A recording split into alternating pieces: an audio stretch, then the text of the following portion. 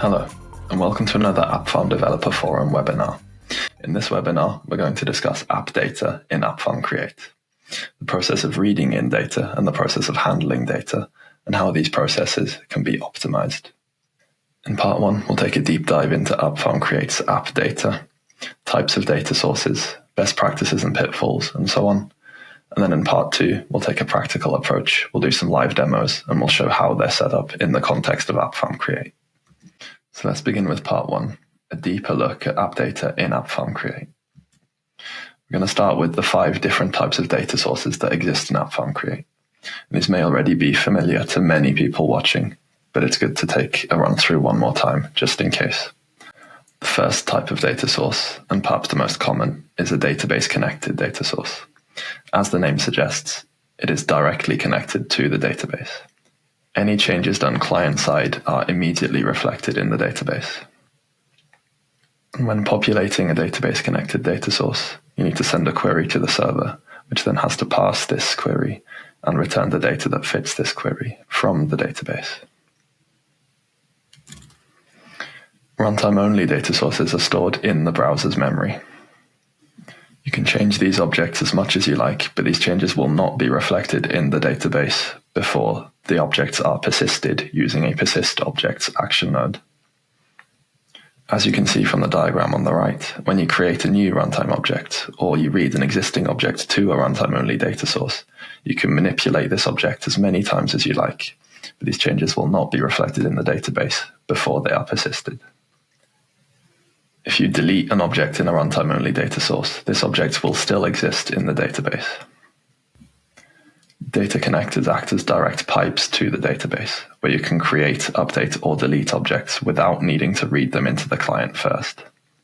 This is the most performant and recommended way to do create, update, and delete operations on objects. It is especially useful when you're updating objects that aren't needed client-side while they're being updated. Calendars and enums are the last 2 types of data sources. Calendars are generated on upload based on the settings that are given, and the enums are representations of the enums that exist in the data model. These 2 types of data sources cannot be persisted. Runtime properties are a way for you to extend your data source by adding properties and functions to a database-connected or a runtime-only data source. The data stored in these runtime properties is, as the name suggests, only available runtime. Function runtime-only properties should be used with caution, as these can cause performance issues if it's a data source with many objects. Runtime function properties should be used with caution, as these can be a potential performance issue. Every time there's an update to this data source, these function properties are recalculated, which can take a long time if it's a data source with many objects. Runtime function properties can be disabled or enabled on a data source at any time using the set data source attributes action node. Working with app data gives access to many features and design patterns. We're going to discuss a lot of them over the next few slides and then look at some setup and examples in part 2. Filtering and client-side filtering is obviously very important in any application, as this can limit the amount of data read into the app. Using URL parameters can be useful to save application state, which the user can return to after a refresh. Using skip and limit is useful to create a pagination effect and to limit the initial data load on your app. Use subscribe to updates to instantly update all live user sessions when a data source is updated. We can use lazy loading to postpone the loading of data until it's actually needed in the app. Use reference data sources to reduce the redundant generation of join tables by telling Appfarm where the reference data is. Use an infinity scroll effect to enable a user to scroll through a very large data source without needing to load this data before the user actually scrolls down. And finally, view variables, which is a very useful way to enhance your app variable setup. Database-connected filters are calculated server-side, and all data matching this filter is then returned. Additional options specified, such as skip, limit, or sort, are also calculated server-side. The example on the right-hand side shows a common tree approach, where a lot of filters are dependent on a single selected object in a single data source. Employees are filtered on companies, and companies are filtered on the selected project. And the selected project is based on the selected object in a read-all data source. All of these filter dependencies need to be resolved on upload before any data can be returned to the app. This will mean that the app will take longer to read this data in initially. Filters are constantly evaluated. If a dependency data source changes, then all of the data sources connected to this will need to be refiltered. And this creates a waterfall effect, which will then affect other data sources which are dependent on a reevaluated data source. In this case, selecting a different project in Project All will reevaluate 3 other data sources. Refiltering also means that the function properties need to be recalculated, which adds another layer of bad performance if the data sources are large or the function properties themselves are complex. You can also add client filters, which are evaluated client-side after the server has returned the data. All client filters are applied individually from top to bottom, meaning that they are not merged, but applied one after the other. In the example on the right, you can see the first client filter is that type is any of wagon or ute, which excludes one item from the data source. But then there's a second line which says brand equals Fiat, which then excludes all items from the data source. URL parameters are string parameters, which allows you to store data in the URL of your app. This makes it possible to store the application state in between refreshes. In the example on the right, we have 3 URL parameters for project, company, and employee. The IDs of these objects are stored in the URL. The data filters of the project, company, and employee data sources can now be bound to these URL parameters, which removes the need for the set selection action node. The pros of this approach are that you're able to save application state in between refreshes, and the user can go directly back to where they were before. It can also lead to a performance improvement, as you're removing the need for selections, which can be an expensive operation for large data sources. It is, however, a bit more complicated to set up at first, and it isn't relevant for all use cases. It is a lot easier to get started in Appfarm Create using selected objects and the refiltering approach, as many UI components have built-in functionality for selecting objects. It is also worth noting that when using this approach, the IDs of objects are exposed and available to the user in the URL. Normal IDs are generated in a sequential manner, which means that a user can easily guess the ID of another object in your data source if you just use normal IDs. It is therefore an advantage to use the random identifier feature on your data sources, which generates random IDs instead of sequential IDs. As mentioned, using URL parameters adds more complexity when navigating in between views. Using the standard selection-based approach is easier to set up and easier to understand for developers who are maybe newer to Appfarm Create, but it is worth noting that this application state will be lost as soon as the app is refreshed. You can use skip and limit to control the size and the partition of the dataset that is retrieved in your data source. Skip, as the name suggests, will skip over a defined number of objects which would normally qualify for the data source based on the filtering.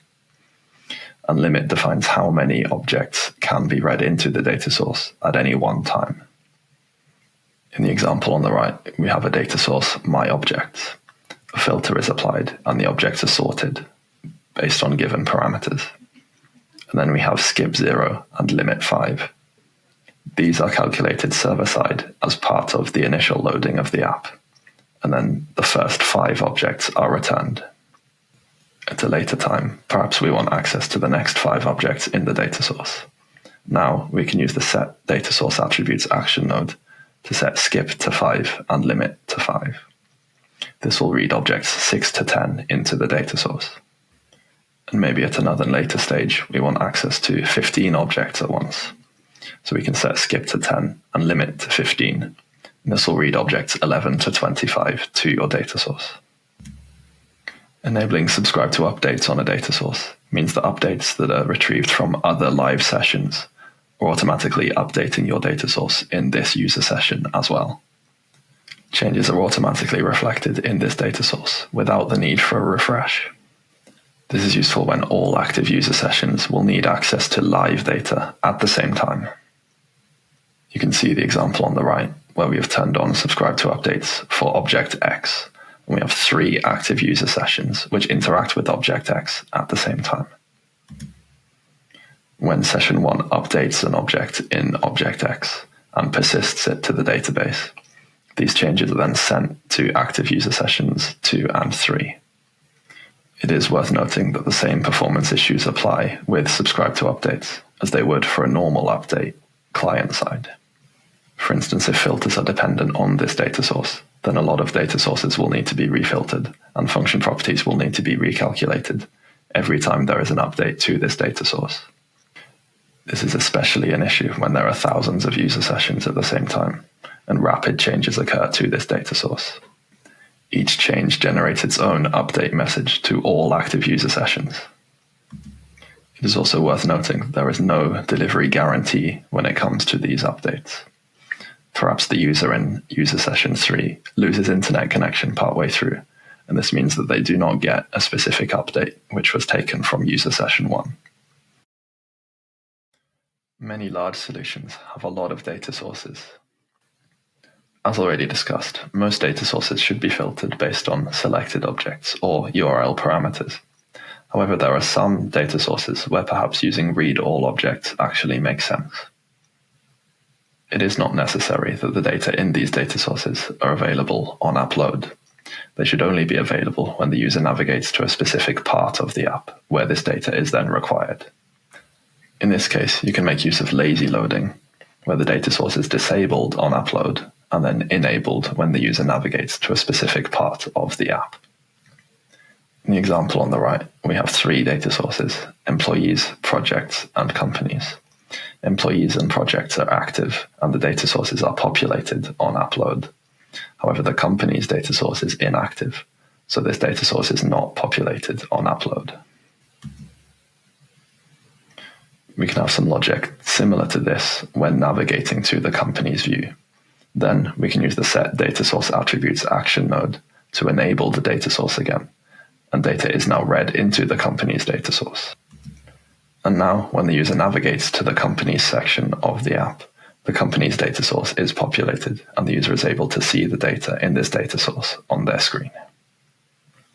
When the user navigates away from this view again, you can use the onViewUnload event handler, where you can use the set data source attributes action node to disable the data source again, as the data is no longer needed when the user navigates away from this view. When using deep data bindings, Create has to retrieve this data from somewhere and generate join tables in order to do so. This requires contact with the server and adds many additional reads to your application. In the example on the right, if we want to show the company name of the responsible employee for the project, we have to go from employee to company name. To achieve this, join tables need to be set up between project and company. For very large data sources and very deep data bindings, this creates a lot of additional data which needs to be generated, which is perhaps redundant. This can lead to worse performance because read is an expensive operation. This is also because function properties can be inherited and calculated for these join tables as well. The example on the right now shows the join tables which are generated to be able to collect the company name. To avoid these join tables being generated, we can instead use reference data sources, which tell Appfarm Create where to collect the data from, if the data has already been read into the app in a different data source. This means that instead of contacting the server, Appfarm will read this data from memory. In the example on the right, we can say that projects.employee can be found in the employees data source, and employees.company can be found in the company's data source, which is where the name Appfarm AS can be found. Now we can simply use reference data sources to be able to collect this company name from memory. This removes the need to generate these join tables and can improve the performance of your app greatly. It is worth being aware that for reference data sources, you need to be sure that the data you're looking for is found in the data sources that you bind. If Create cannot find the expected data in the reference data source, then create will just assume that the data does not exist and will not generate any join tables. For offline apps, this functionality is critical, as you cannot retrieve data from the server while you're offline. This means that any offline app which requires deep data bindings will also require reference data sources. In the developer tools for your app, it is possible to find these generated join tables. Under developer tools settings, you can turn on Includes Generated Data Sources. Infinity Scroll is a way to continuously collect data and read it to a runtime-only data source as a user scrolls through a list of data. It is very similar to a pagination approach. However, in this approach, we add to the data that is already read instead of replacing it. This can be useful for large data sources where you currently have read-all objects, where the user doesn't actually need to have access to all objects at once. Instead, you can implement an infinity scroll solution. As you can see from the diagram on the right, you read the first n objects to a runtime data source when the user navigates to the relevant view. When the user scrolls, you read the next n objects using skip and limit. You add these objects to the existing runtime-only data source. This allows the user to scroll endlessly through this list until all objects are read into the data source. However, all objects won't be read into the data source until the user actually scrolls to the bottom. Many people watching this right now maybe have an app which has many different app variables. Some app variables are also often reused from view to view or action to action instead of needing to create new app variables for each view or action. This means that the app variables list is often overrun with variables which are only really dedicated for a specific view in your app rather than the whole app. And the list of app variables just keeps growing and it becomes harder and harder to maintain. As there is a lack of platform support in Appfarm Create to be able to separate these app variables, you can instead implement view variables. You can create a new runtime object for any view, dialog, or draw, and then this object can have several properties. You can create a new runtime object for each view, dialog, or draw that you work with, and you can have runtime properties on each of these view variable runtime objects, which then are controlled runtime. In the diagram here, you can see on the left-hand side is a normal view of how your app variables may look. You have some project functionality, some edit mode functionality, some filtering, some navigation. It's a big unmaintainable list on a global level. It's very hard to maintain. But you can see on the right-hand side, if we split into two view variables, then it becomes much easier to maintain state, as we only need to worry about the objects for a specific view, or draw, or dialog. As view variables are only runtime, there is no option for local storage or session storage, which is still an alternative where a use case for app variables is common. And app variables are still recommended to use for a variable which is in use overall in your app. But if you have a long list of app variables where most of them are only in use in a specific view, then maybe you can consider implementing view variables instead. And that brings us to the end of part 1. Now we're going to look in Create at some of these examples that we've discussed and how they are set up. So now in part 2, let's hop over to Appfarm Create and see how some of these concepts that we've discussed in part 1 might look and work in the context of Appfarm Create. We'll start with an example of a pagination approach. You can see a table which represents the first 10 objects of a data source which has 555 objects. You can see the skip, the limit, the object count which are currently in the data source, and the total object count of all objects in the data source. So you notice how this is a performant approach. Even though there's 500 objects in the data source, we only have 10 objects actually read to the client at any one time. You can see if we click the right-hand side, then we increase the skip, and we see the next 10 objects in the data source. And this process continues. If you increase the skip by 10, then you show the next 10 objects. If you decrease the skip by 10, then you show the previous 10 objects. Now let's look at how this is set up in Create. So here we have the page for the pagination example. You can see here that this table is bound to taxis pagination example. can see the initially skip object count is 0 and initially limit object count is 10. So this won't skip any objects, but it will limit the number of objects to 10 on app load.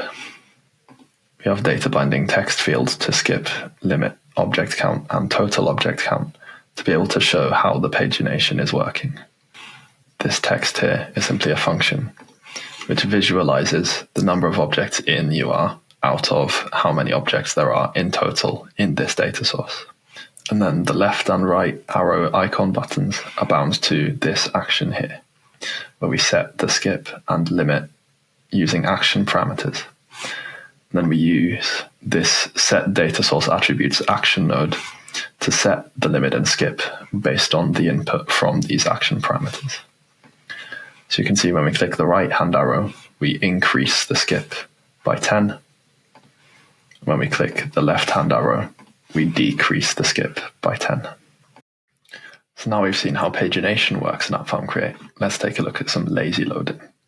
This will illustrate how a data source is disabled at first and then gets enabled using the set data source attributes action node. And you can see now the data source is enabled and these objects are read in.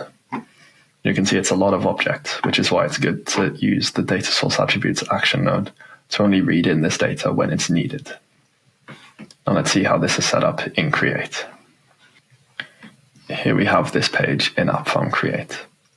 You can see that the table has a motion, or it grows, when the step equals 5 for demonstration purposes. And then it will show the data in the taxi trips lazy loading example data source. You can see here that a lot of the action that runs behind this UI is simply for show. We run the action lazy loading enable data source, which simply uses the data source attributes action node to set disabled to false, which then enables the data source and allows data to be read into it. You can see that in this data source, the initially disabled property is set to true.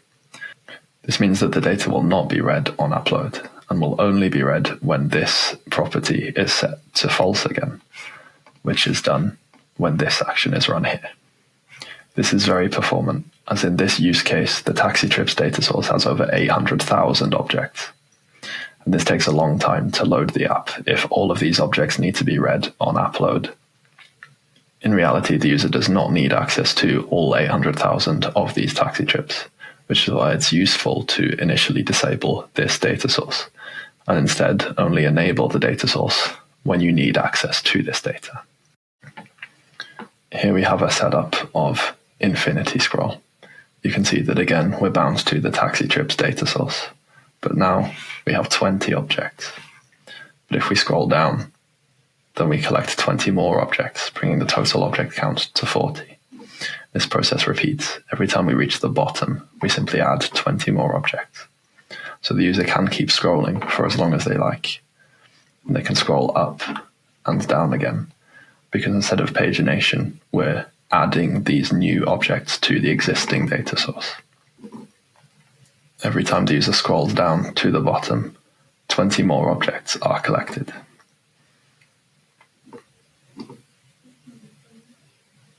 Now let's see how this is set up in Appfarm Create. So here we have the setup in Appfarm Create. You can see that we have an iterating container using the taxi trips infinity scroll example data source, which is a runtime only data source of cardinality many. The object count here is bound to the number of objects in this same runtime only data source. You can see inside the iterating container, we have a container for the taxi trip in context, but we also have this trigger. Now this trigger container is only visible when the taxi trip in context is the last one in the data source. You can see we've enabled a listener on this container and bound it to an action, which means that when this container enters the viewport, then we run this action here. And we can see from this read, then we read 20 more objects to the data source using the add to data source operation. And we skip all of the objects which are already in the infinity scroll data source. so we're not reading in any duplicates. We're reading in the next 20 objects. This action is run every time the trigger container comes into view, which happens every time the user reaches the bottom of the current data source. And then 20 more objects are collected, and the user can scroll even further down. While not explicitly discussed in part 1, it is still useful to understand the difference between reading to a runtime data source from the database or reading from another data source. So let's see it in action. Let's read from the database. This takes 123 milliseconds when reading 555 objects. But when we read from other, it takes only 7 milliseconds. You see just how much quicker it is to read data when this data already exists in memory, instead of having to fetch it from the server. This is a useful concept to keep in mind when reading data. If the data already exists somewhere else, then you don't want to read it from the database. You can instead read it from this other data source, which is a much more performant operation. Now let's discuss the most performant ways of updating an object. As we've discussed, data connector is the most performant way of doing this, so we expect this to be the fastest. But let's go from the left and see just how much of a difference it makes. You can see when we iterate a database connected data source, then it takes 1,340 milliseconds to update 10 objects. If we don't iterate at all, but we're still using a database connected data source, then it takes 196 milliseconds.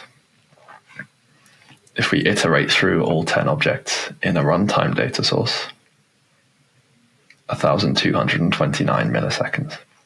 So you can see it's more performant than iterating a database connected data source. However, you're still iterating, which isn't a performant way to do it. For a simple runtime data source, then it's 205 milliseconds. So you can see it's basically exactly the same to do a direct update using the update object action node. When we iterate a data connector, it takes 1,189 milliseconds. This is not much of a performance increase because you're still iterating over each object and updating them individually. However, if you update all 10 objects directly using the data connector, this takes only 137 milliseconds. You can see that this is quite a big performance increase using a data connector versus using a database connected data source to update your objects. And here we have an example of how you can refresh a database connected data source without making use of the subscribe to updates feature. So we can add a taxi company from a service and then refresh the database connected data source. You can see the ADF demo company then appears at the top. Let's have a look at how this is set up in Appfarm Create. So here we have the page that we just had a demonstration for. When we click on step 1, then we run this action here, which runs a service, which is this service here. And we create a new object in a data connector, which is a new taxi company. You can see ADF demo company. And now we see in step 2, we run this action here, which sets the data source attributes for taxi companies all to be disabled to true and then disabled back to false.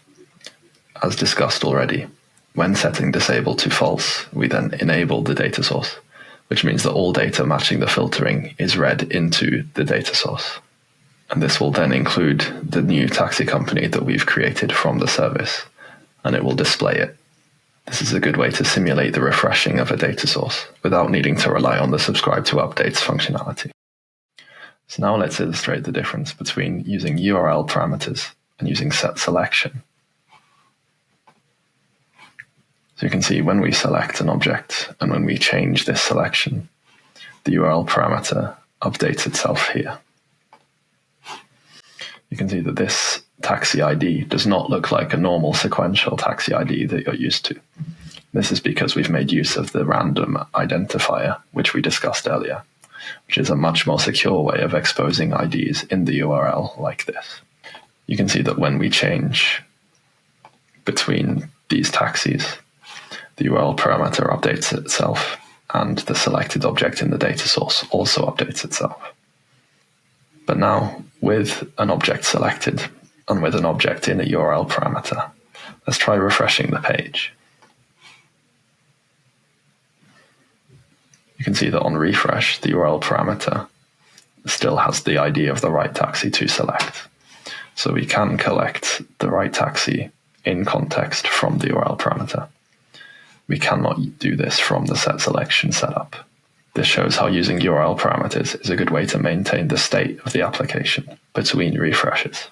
Now let's go to Appfarm Create and see how this is set up, both with the URL parameter approach and with the set selection approach. So here we have the page we were just looking at. You can see this table is bound to an action on row click, which selects the right taxi based on the row that was clicked, and then runs the navigate action, which uses action parameters to set the URL parameter to the right taxi ID.